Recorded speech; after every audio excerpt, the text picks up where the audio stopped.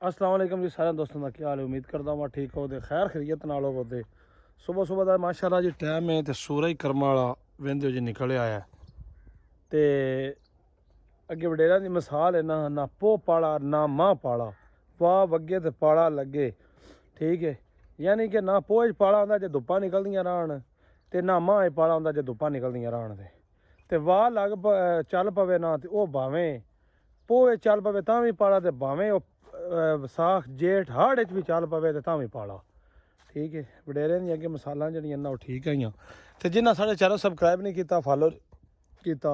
वो भी जल्दी जल्दी कर लो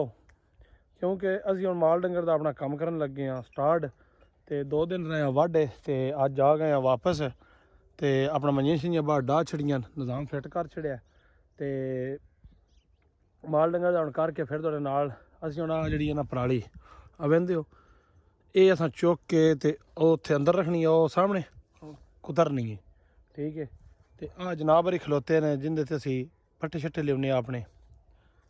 ते वसदे रव्या करो सजनों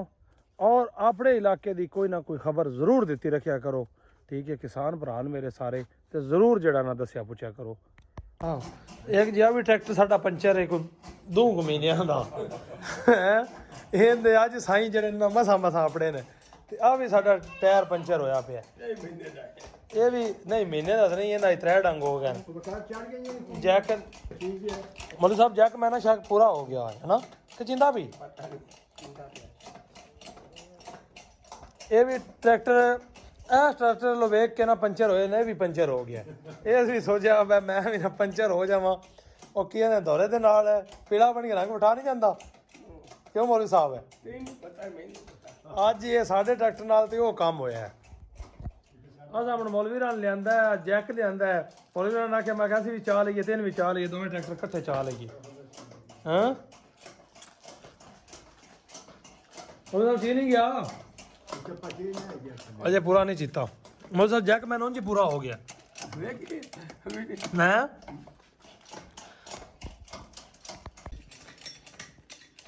एक बार जो थले सा लाया गुटका जिहा हुण थले हेठ रखी है अगे हेठ तो बगैर काम आया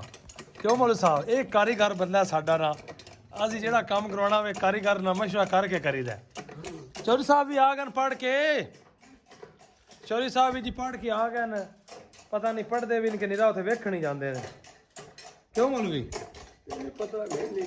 तेरे बाल पढ़न जांदे ने कोई पढ़न जांदे ना ये बड़ी टेंशन है वड्डी बाल जेह्ड़े पढ़न नहीं जांदे। हाँ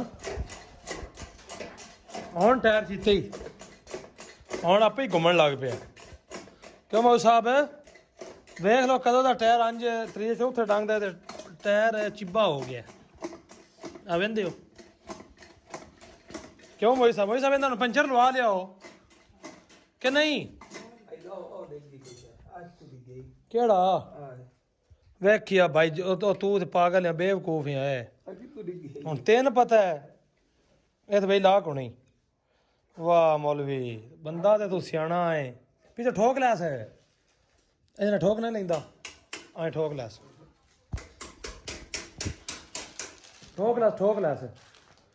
कौन लवे पिया भाई पा के ठोक कमलिया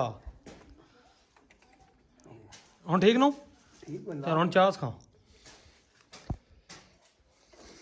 हुण गुटखा बदल के ना देखिए चमल साहब खलो जाओ और नहीं है कित रखा वो मुड़ पावे यार आना को नहीं नाल मैं तो हुण बथेरा नहीं हो गया चिंदा भी कि आई कर गुटका रखिए और दूजा पास रख है चौड़ा थले रख है चौड़ा थले रख आंज